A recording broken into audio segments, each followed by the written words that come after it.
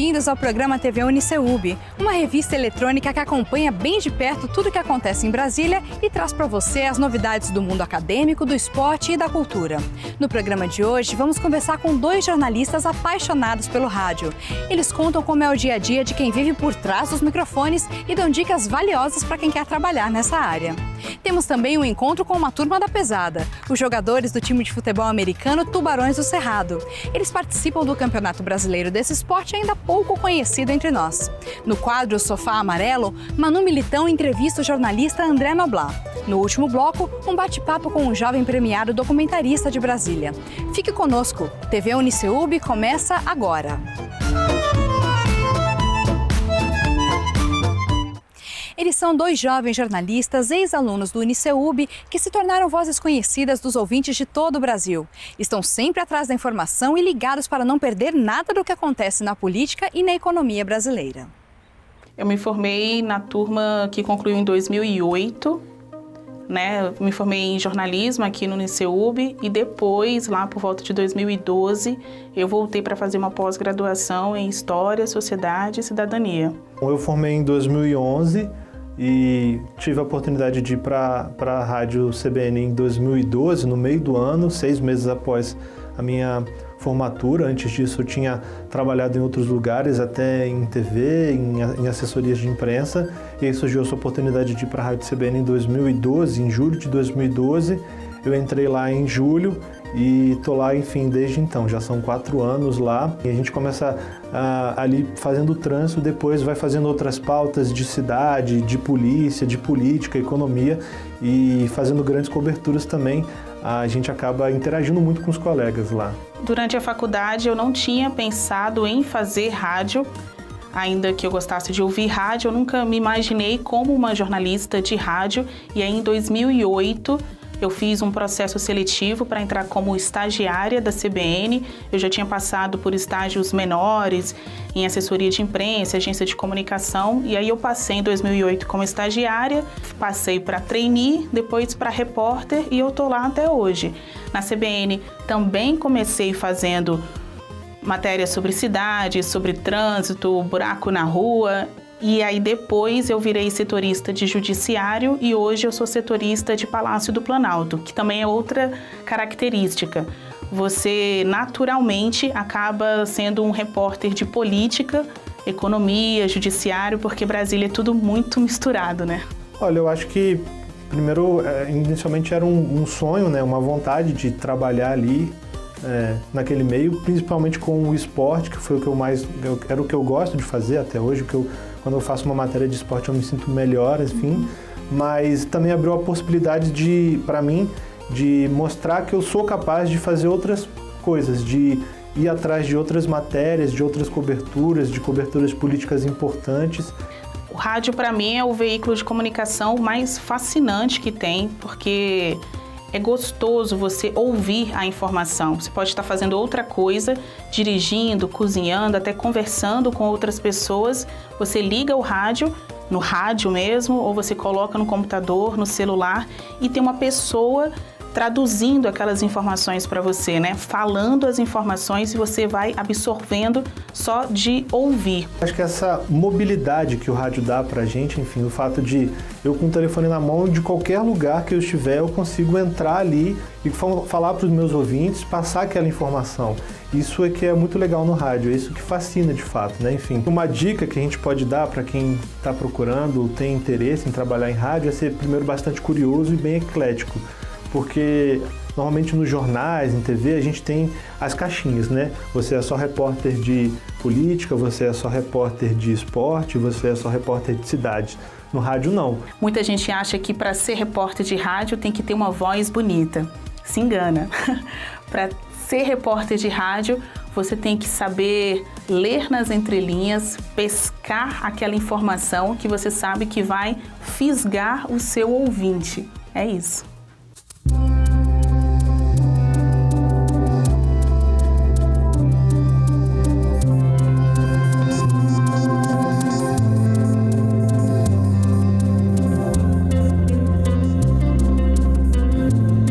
André, quando a leitura começou a fazer diferença na sua vida? Acho que ela faz parte da minha vida desde que eu nasci, porque minha família é uma família de jornalistas e o lema lá é: você só aprende a escrever lendo. Então eu vivi com isso, esse mantra, né? Meu pai me dava livros de jornalistas ou de escritores que faziam grandes reportagens. Então esses foram os livros que sempre me chamaram mais atenção, não só do Gabriel, do Norman Mailer, do Fernando de Moraes, livros que contassem grandes histórias. E depois eu comecei a me apaixonar por biografias. O seu interesse por biografia tem a ver com o quê? Você é um cara que gosta de gente? Eu gosto de trabalhar com gente, me relacionar. Eu acho que eu aprendi desde pequeno e acho que aprofundei um pouco na universidade, porque eu fiz muito movimento estudantil, então eu lidava com um monte de estudante e por isso que eu gosto de histórias também, né? André, você é um cara jovem, vem de uma geração em que a gente vê o livro tradicional migrar para as mídias eletrônicas. Você tem um projeto interessante, que é uma realidade hoje na capital, de uma revista, na revista Traços, né? A revista Traços é uma ferramenta de reinserção social de pessoas em situação de rua. E não consegue encontrar meios de sair dessa condição. E aí então a gente cria, isso não é uma invenção nossa, isso existe há mais de 20 anos. Hoje são 124 cidades, incluindo Brasília, que tem o que a gente chama de publicações de rua. Então essas publicações são vendidas por pessoas em situação de rua. No caso de Brasília ela custa R$5, 4 ficam para ele. Você começa a gerar uma renda e começa a trabalhar a questão da autoestima desse cara e das condições para esse cara sair dessa situação de rua. Não é uma revista que fala desse assunto propriamente. Qual o conteúdo que tem dentro da revista? Quando a gente estava discutindo qual seria a vocação da revista, a gente nem teve muitas dúvidas. É a cultura. Por que a cultura de Brasília? Porque Brasília tem grandes talentos artísticos em todas as áreas. E as pessoas não conhecem. Brasília tem um grande problema de reconhecimento, que outras capitais também têm, porque estão fora daquele centro cultural brasileiro, do eixo Rio-São Paulo, e a mídia tradicional da cultura está lá. Então a gente tem uma missão com a revista, fazer com que Brasília se reconheça. O que você está lendo agora? Eu acabei de ler a biografia do Led Zeppelin. Inclusive eu não sabia que o Led Zeppelin foi montado pelo Jimmy Page, que era o guitarrista. Mas eu acabei esse livro e estou me dedicando a ler alguns gibis que eu já estava atrasado. Eu gosto de ler o que a gente chama de graphic novels. Qual um livro que você indicaria para nós agora? Tem um livro que eu acho genial, que se chama Corações Sujos, do Fernando de Moraes. É uma grande reportagem sobre os japoneses que estavam morando no Brasil na época da Segunda Guerra, e eles têm uma grande cultura de que o imperador é Deus, né? Então como que Deus podia perder uma guerra? É um dos livros mais legais que eu já li na minha vida, é Corações Sujos, do Fernando de Moraes. André, longa vida à revista Traços, e quero te agradecer muito a sua presença aqui no Sofá Amarelo. Que isso, um prazer foi meu. É sempre bom estar divulgando esse projeto, porque a cidade está abraçando ele. É bom para a cultura e é bom para os nossos porta-vozes que estão saindo dessa condição de rua.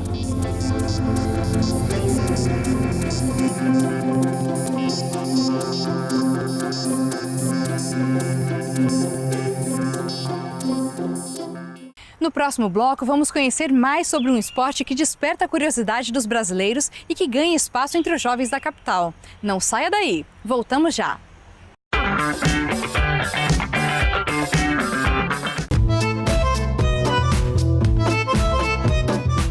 A bola é oval e cada gol pode valer até 7 pontos. Os jogadores precisam estar bem protegidos porque o contato físico é inevitável. Em Brasília, cada vez tem mais gente correndo de capacete e armadura no gramado da Esplanada dos Ministérios. Por isso, fomos conversar com os jogadores do Tubarões do Cerrado para entender melhor essa paixão. O time do Tubarões surgiu no ano de 2004. Foi resultado de alguns amigos que se reuniram no Orkut e foram atrás de mais pessoas para começar a jogar despretensiosamente aqui na Esplanada mesmo. E a partir daí foi evoluindo, crescendo e tornou-se um time. O nome da equipe originalmente era Sharks. E para ficar um pouco mais abrasileirado, né, e um pouco mais perto do público, colocou-se o nome de Tubarões, né? Porque Sharks você ia ter que explicar toda hora que era Tubarões, e de maneira que já botaram direto o nome Tubarões. Do Cerrado, porque em geral todas as franquias ou times de futebol americano levam o nome da cidade. para não ficar tão comum assim, colocou-se o do Cerrado, né? Que é a nossa vegetação típica. Então fica bem claro de que região é o time. Por isso, Tubarões do Cerrado. O esporte ele não é violento, é um esporte de contato, mas é diferente de violência. Um esporte de contato físico, certo? Mas com bastante lealdade. O objetivo dele é chegar com a posse de bola ou passando para alguém do time dele, chegar até o fundo do campo do outro. Então, sem deixar que ninguém te derrube no chão. Então, da maneira mais simples você tem que chegar no fundo do campo do seu adversário sem deixarem te derrubar no chão ou pegar a bola de você. Para jogar futebol americano tem que existir sintonia do primeiro ao último jogador. Então o time ele é muito unido, não existe separação, ataque e defesa. Tubarões é tubarões, time é time.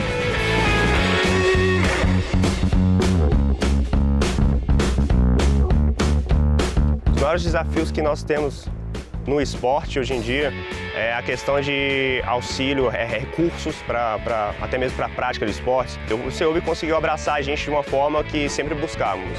Nós não tínhamos recurso, nem estrutura física para treinos, então nós entramos em contato com a parte do núcleo de esportes, o pessoal do DCE, no qual nós conversamos e com eles firmamos uma parceria, no qual eles cederiam para a gente um espaço dentro do CEUB para a gente fazer a nossa prática do esporte, para expandir o esporte. Eles acreditaram muito no potencial do esporte, tanto que nós trouxemos um resultado agora, que foi o Campeonato Candango. 1, 2, 3, Tubarões!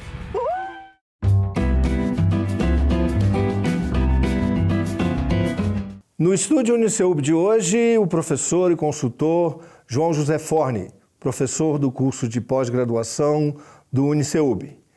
Nós vamos conversar sobre crise, gestão de crise e todos os assuntos que envolvem essa palavra que está na boca de quase todo mundo no Brasil hoje em dia. Forni, obrigado por você ter aceitado o nosso convite, é um prazer tê-lo conosco. Igualmente, Henrique, é um prazer voltar aqui ao CEUB para a gente falar sobre um assunto que hoje praticamente todas as organizações estão discutindo, todo dia. Justamente, queria começar por aí. Por que se fala tanto em crise nas empresas? Por que as empresas vivenciam, os órgãos públicos também vivenciam tantas crises hoje, Forni? Henrique, as crises normalmente sempre aconteceram. No passado, talvez tivessem menos divulgação do que tem hoje, porque as mídias mudaram, a sociedade, hoje nós vivemos numa sociedade de informação. O que acontece? As empresas, apesar de toda a literatura que existe, todas as consultorias que existem, elas acham que esse assunto ele não merece muito ser discutido no dia a dia da empresa. Então, as empresas mergulham em crises graves, como acontece, nós temos N exemplos, inclusive no Brasil, mas não apenas no Brasil, mas também no exterior, porque elas desdenham um pouco desse assunto. Não prestam atenção ou não valorizam Exatamente. O problema. Esse assunto não faz parte do planejamento estratégico, muitas vezes. Para você ter uma ideia, não precisa ir longe, o curso de administração que trabalha com management, que trabalha com gestão, ele não tem a disciplina de gestão de crise. É uma coisa que no Brasil, por exemplo, não existe ainda. Então, as empresas, elas não estão preparadas, elas desdenham e, por isso, cada vez elas enfrentam crises que chegam, apesar de não chegar de surpresa, elas pegam as empresas despreparadas. Existe diferença entre, por exemplo, uma crise no setor público, uma crise no setor privado? Qual a diferença? A gente lida de maneira diferente com a crise? Lida diferente. O setor público tem muito menos preparo do que a área privada para gerenciar uma crise. Por que o setor público se atrapalha na crise? Primeiro, porque o setor público é burocrático.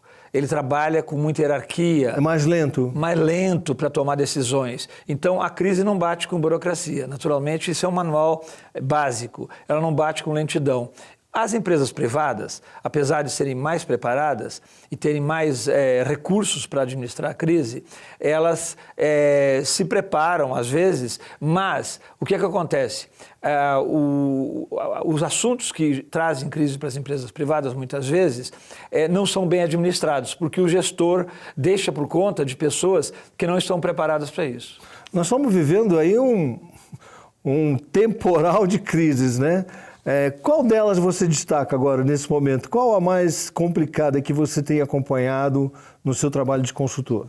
Bom, no exterior hoje existe uma crise que está presente dos Estados Unidos até a Europa e passando pela Ásia, que são as crises envolvendo o terrorismo. Terrorismo, né? E apesar de todo o preparo, de toda a alerta que existe, você vê que países como a França, para dar um exemplo recente, nas duas crises que ela teve mais grave, recentes, ela cometeu erros. Erros que todo mundo está analisando hoje por que aconteceram, tanto em Nice como no atentado de Paris de novembro.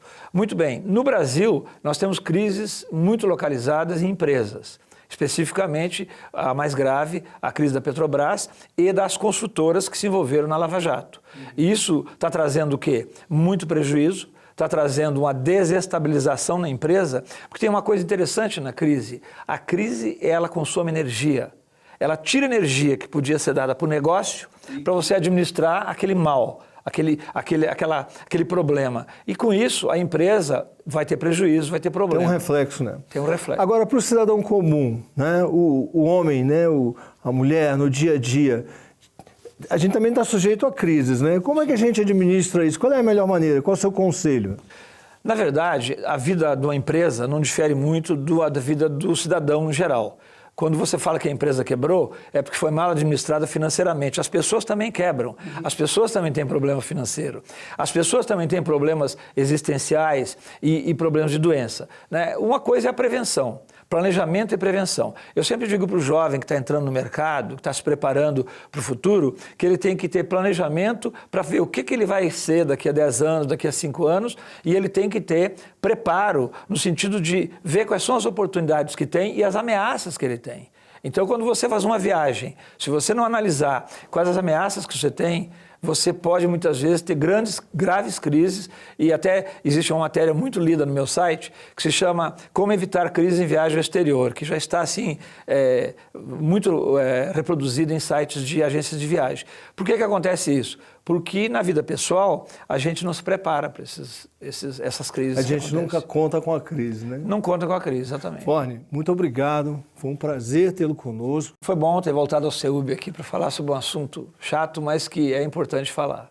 O Estúdio UniCeUB teve a honra e o prazer de contar com a presença do consultor e professor da pós-graduação, João José Forni.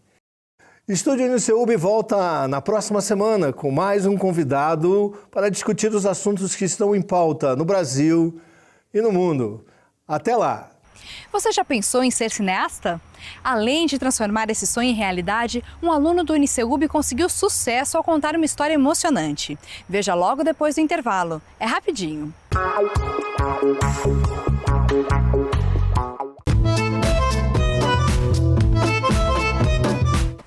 Com uma ideia na cabeça e com conhecimentos que adquiriu em sala de aula, Raul de Lima, formado no UniCeUB, produziu para uma das disciplinas que cursou um documentário elogiado pela crítica e até selecionado para participar de festivais de cinema.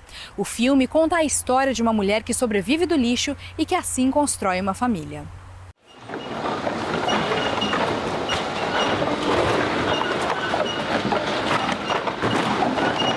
Raul, como começou esse documentário? Ele é um projeto que foi realizado dentro de uma das disciplinas do curso de comunicação do UniCeUB e depois ele teve uma vida, ele caminhou sozinho, não é isso? Começou dentro da disciplina de documentário, que é ministrada pelo professor Luiz Cláudio, e ele foi uma das maiores inspirações que eu tive quando eu estava no UniCeUB, e dentro da disciplina a gente tinha que fazer um curta como documentário. E eu durante um ano trabalhei como voluntário no CAPES do Paranoá. E eu sempre tive contato com ex-usuários de drogas ou pessoas com transtornos mentais. E é uma história que eu sempre quis falar sobre e surgiu a oportunidade de entrevistar a Érica. Quem é a Érica? Ou quem é o Eric? A Érica é o nome de registro, mas na verdade ele hoje se intitula como Eric, como nome social, e está buscando esse registro. Eric é uma pessoa que lutou muito para se livrar das drogas e conseguiu, trabalhou numa reciclagem. E hoje tem uma parceira na Samambaia e juntos eles criam 4 crianças. Fico envergonhada de estar dentro de uma reciclagem quando eu estava envolvida com droga. Agora até catar latinha na rua para mim é lucro, porque eu estou na mão de Deus, estou livre, estou sóbrio.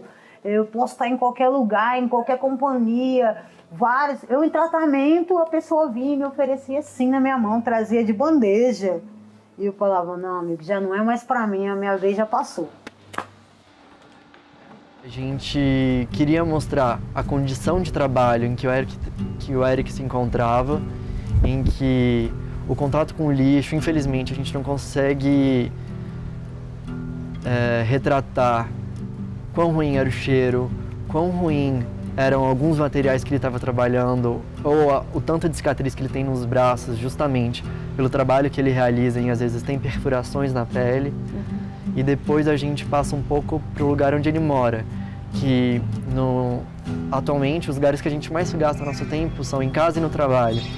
Então eu queria mostrar esses dois lugares, em que ele faz essa reciclagem pessoal, em que ele consegue se livrar das drogas, ele também faz essa reciclagem em se afirmar como pessoa trans e estar no relacionamento com alguém na periferia de Brasília. Eu achei muito interessante o seu olhar delicado para algumas coisas que são meio icônicas no documentário. A imagem de uma fotografia de uma popozuda, que a gente está falando de gênero no documentário e você filma uma mulher muito voluptuosa. Estereótipo. O estereótipo, né? Aí tem uma boneca que você filma com muita clareza, que fica muito nítido. Daqui a pouco vem a capa de um DVD com um filme chamado Presente. O que são esses elementos? Eu acho que eles são símbolos. Eu acho que quando você tem um cartaz de uma mulher estereotipada de uma forma muito vulgar, da mulher como objeto, e você olha para aquelas pessoas que são extremamente marginalizadas, você se questiona quais são essas representações. Você vê um boneco infantil, você pensa, por que a pessoa descartou aquilo? Será que estava num estado tão depredado que não poderia doar e foi parar ali e aí colocaram de lado porque não querem levar para reciclagem? Ou um filme de Hollywood chamado O Presente, em que aquele é o presente, é o cotidiano daquelas pessoas. São pequenos sinais que eu percebi no coletivo de reciclagem, em que faziam muito sentido. A renda ali, a gente ganha uma diária, né, que são de R$40 por dia. É o que eu tenho para hoje. Eu acostumei a viver com o suficiente, porque ali sai meu ganha-pão, ali sai o meu aluguel. Eu ganho R$800 por mês, pago 400 de aluguel e o restante eu me viro com ganha-pão, né? O documentário eu tive um primeiro contato com festivais por conta dele, eu nunca tinha sido selecionado, esse foi meu primeiro produto, então foi uma grande surpresa quando isso aconteceu. O Festival de Cinema Online é um festival aberto para todo o Brasil, estava na segunda edição e eu consegui ser exibido no CCBB por conta desse documentário. Eu tive a chance de ter o Luiz Cláudio como professor e foi o professor que mais me marcou no meu trajeto no CEUB, mas até hoje é uma pessoa que me acompanha, que me dá todos os conselhos possíveis e uma pessoa que acredita nos projetos que eu tenho me engajado. Hoje em dia, de alguma forma, é fácil e acessível ser um documentarista, né? Porque você tem equipamentos mais baratos, mais acessíveis e tem YouTube, que é onde você pode mostrar isso e tantos outros sites parecidos com esse, onde você pode descarregar seu material e ser visto por várias pessoas. O que você acha disso? O que você pensa em termos de futuro para essa perspectiva de linha de trabalho? É muito bom você falar disso, porque durante a universidade a gente fala muito de democratização da comunicação. Isso acontece cada vez mais enquanto os equipamentos são mais acessíveis e principalmente as plataformas. São pouquíssimas pessoas hoje em dia que não têm um dispositivo móvel, como o celular, por exemplo, para gravar um vídeo ou para poder fazer parte dessa movimentação que são as redes sociais. E eu acho que ao mesmo tempo em que elas geram conteúdo, às vezes até saturado, elas também são espaços de voz, em que muita gente que às vezes não tinha lugar de fala, elas começam a perceber e acharem nichos específicos para poderem atuar. O que é que você aprendeu nesse curso que você leva para a vida, assim? Durante o curso, reconheci ainda mais os meus privilégios. Meus privilégios como classe média, meus privilégios em cursar uma universidade, entrar nessa porcentagem ainda muito baixa no Brasil. Mas eu percebi, eu já tinha uma formação em jornalismo e essa foi minha segunda formação em audiovisual. Eu percebi a importância da comunicação não virar as costas para essas defasagens sociais. Da comunicação perceber que ela tem, além de um papel comercial, tem um papel social.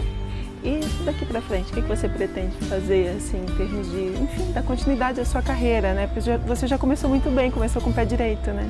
Sim, eu tive muita sorte com esse documentário e estou tendo muita visibilidade com o canal no YouTube. E eu pretendo continuar com esse canal, mas também continuar trabalhando com o que muita gente gosta de chamar de minorias.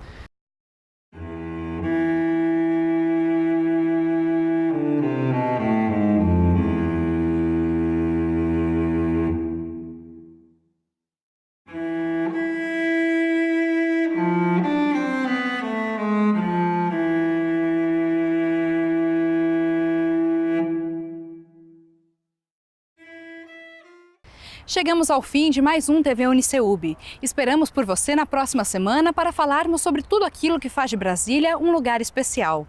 Informação, cultura e um enorme carinho por nossa cidade. Nos vemos no próximo domingo, aqui na Band.